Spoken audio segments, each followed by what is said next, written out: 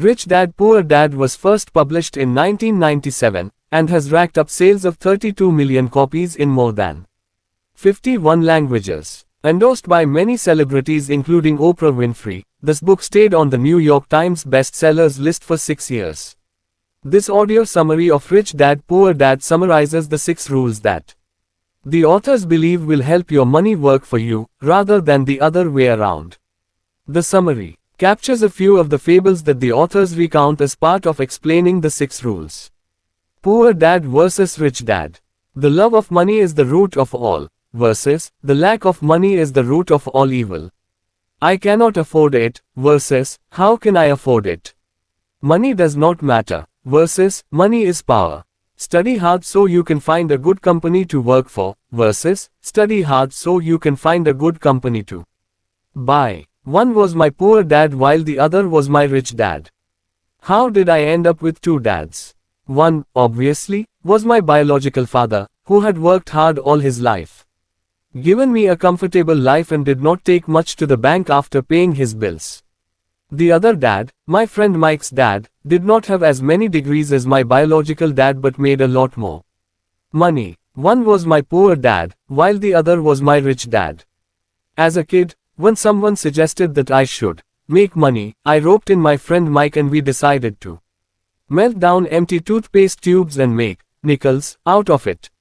We took making money way too literally. That is when we reached out to Mike's dad, who declared that he would teach us how to make money, but not in the classroom style. Rule 1. The rich do not work for money.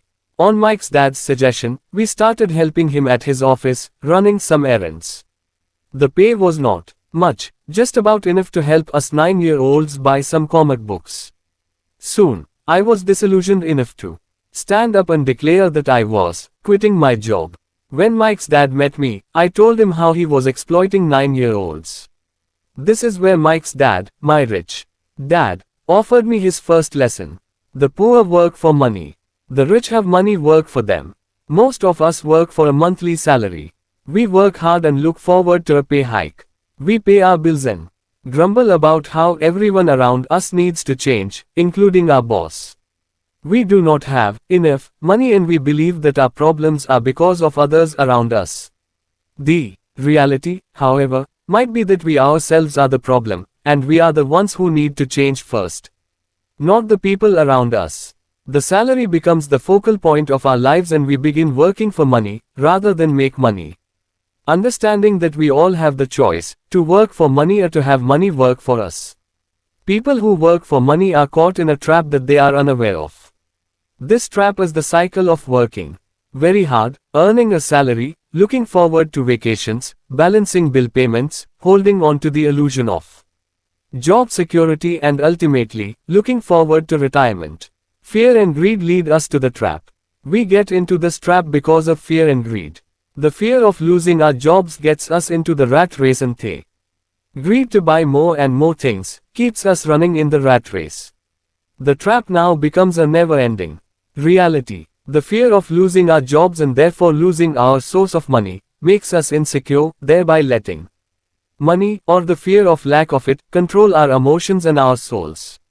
What is important is to look deep and evaluate if a job is the best way to make money in the long run, and the answer, more often than not, is that any job is just a short-term solution to a long-term problem.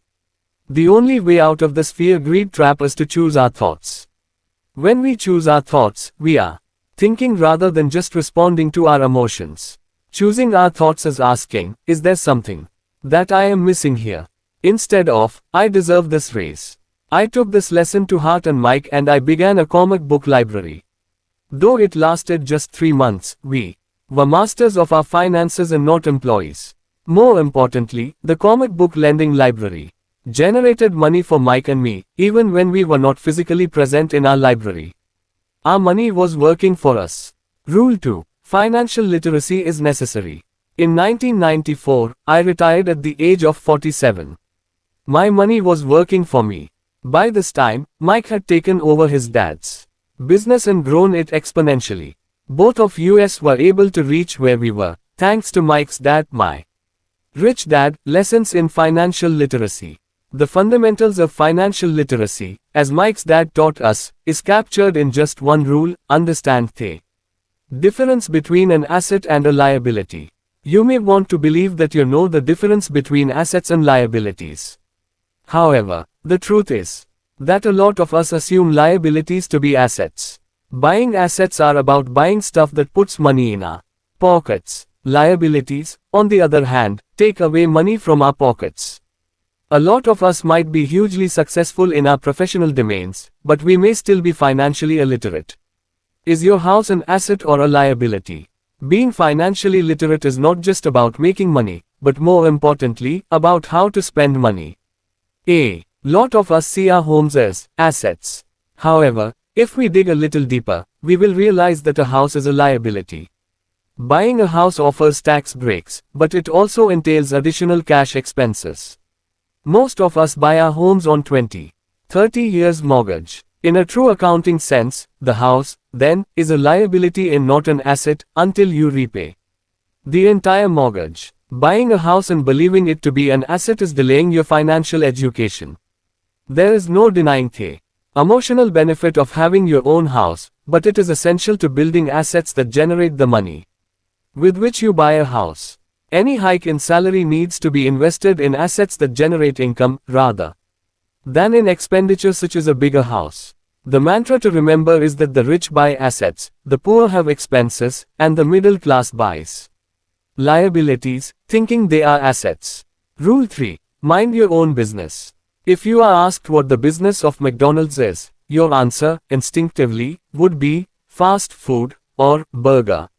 However, the founder of McDonald's, Ray Kroc, believed that McDonald's is in the business of real estate. The primary success factor for a McDonald's restaurant is its location, the land it is built on. This Ray Kroc story, recounted by Mike's dad, became our third lesson: mind your own business. It is important here to understand the difference between profession and business. A lot of us use these words interchangeably. For Ray Kroc, his profession was to sell franchises for making burgers, but his business was to build assets regarding the income-generating real estate.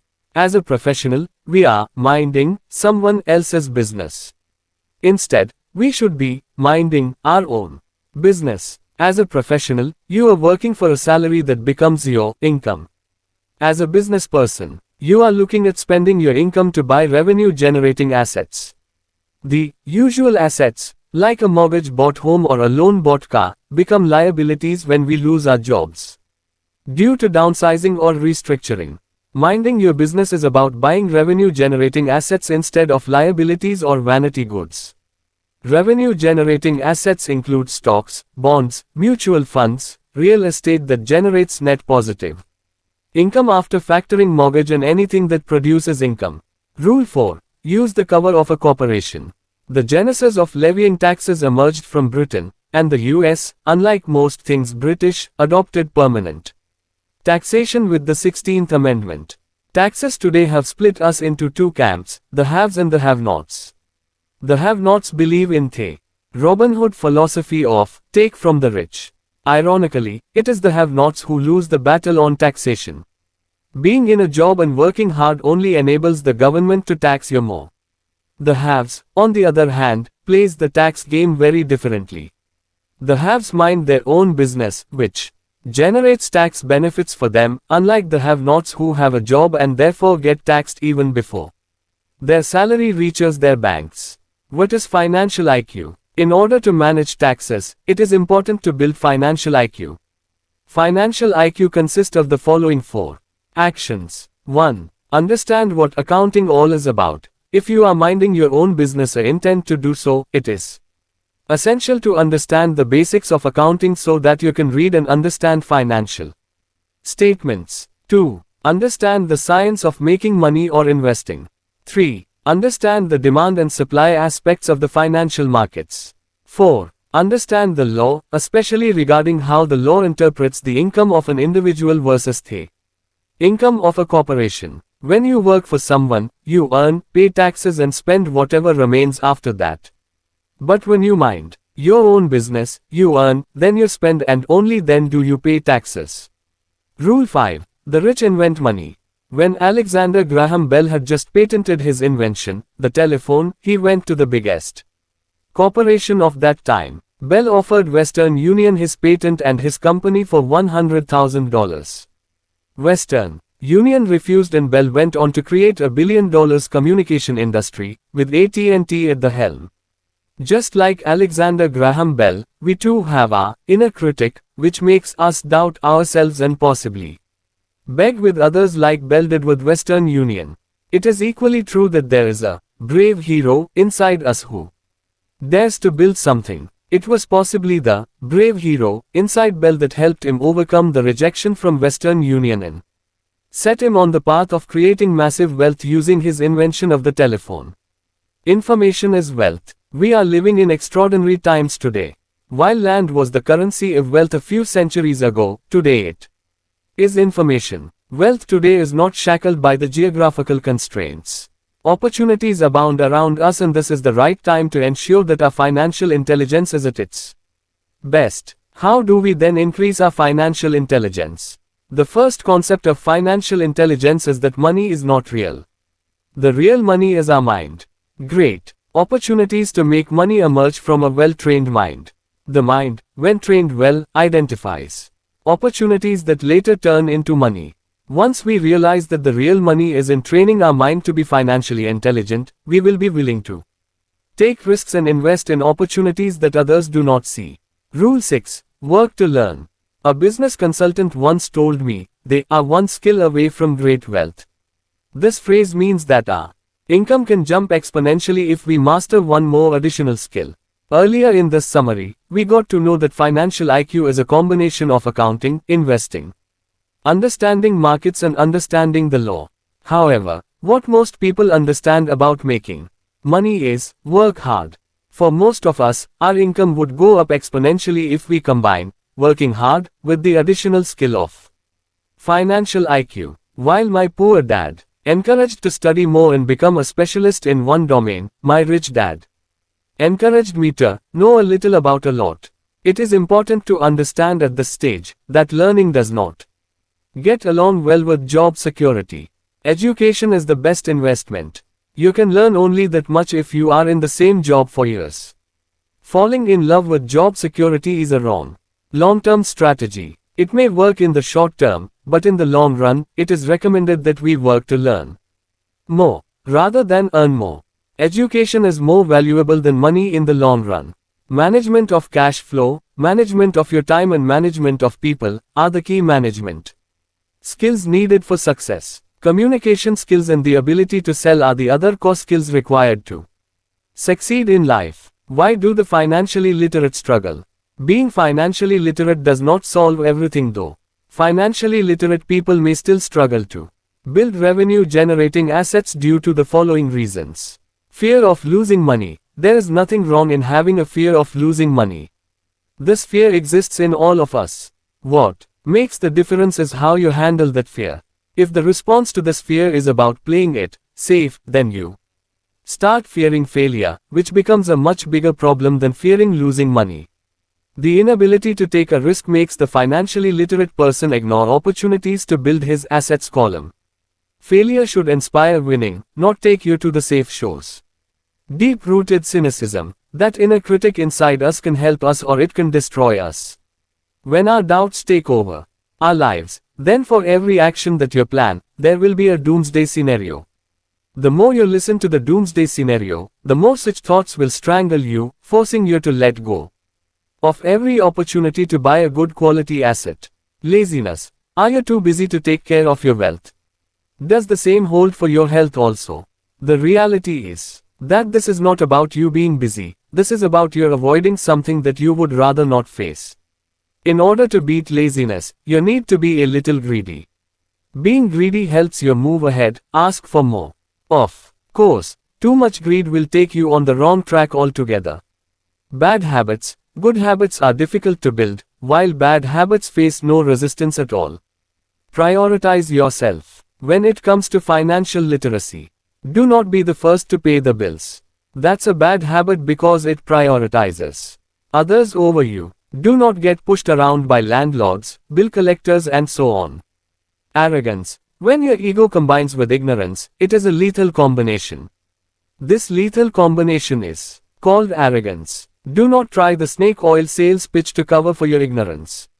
Instead, educate yourself. Go ahead, take action. In order to make your money work for you, take action. Look for new ideas and look for teachers who can help you learn something new. Pick up Peter Lynch's book Beating the Street to understand how to pick stocks. When the stock market crashes, do not run for cover. Dive deep and start buying. Money is not real, it is an illusion, an idea. The science of making money is about thinking differently. Identifying opportunities that help build revenue-generating assets. Think and Grow Rich is a popular book that you may be aware of. There's a reason why the book is not titled Work Hard and Grow Rich. Building a strong financial IQ will help you move away from general speak like work hard, and move you towards leveraging insights to improve your financial IQ and build your wealth. Start now, as action always beats an action. Here ends summary of this book. Thank you for watching.